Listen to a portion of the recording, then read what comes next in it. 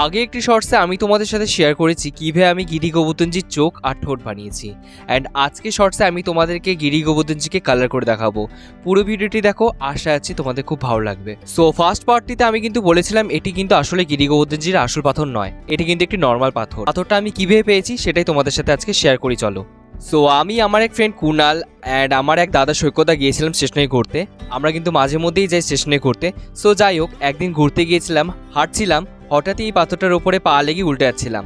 আর রাগ করে পাথরটা তুলে নিয়ে ছুটতে যাব, তখনই পাথরটা লক্ষ্য করি আর বেশ ভালো লেগে যায়। আর প্রথম দেখাতে আমার মনে হয়েছিল যে এই পাথরটির ওপর আমি গিরি গোবর্ধনজিকে বানাবো। সো এটাই ছিল আমার সেই স্টোরিটা। আমাদের লাইফে এমন অনেক ছোটখাটো জিনিস থাকে যেগুলোকে আমরা অনেক গভীরভাবে ভালোবেসে ফেলি। তোমাদেরও নিশ্চয়ই এমন কোনো জিনিস আছে যেটা হয়তো অন্যদের চোখে তেমন কিছুই মনে হবে না, বাট তোমার কাছে সেটা অনেক মূল্যবান। অলমোস্ট আমার কালার কমপ্লিট করা শেষ। তোমাদের গিরি গোবর্ধনজিকে কেমন লাগলো অবশ্যই কমেন্ট করে জানাতে বলো না। দেখা হচ্ছে নতুন একটি শর্টসে। বাই।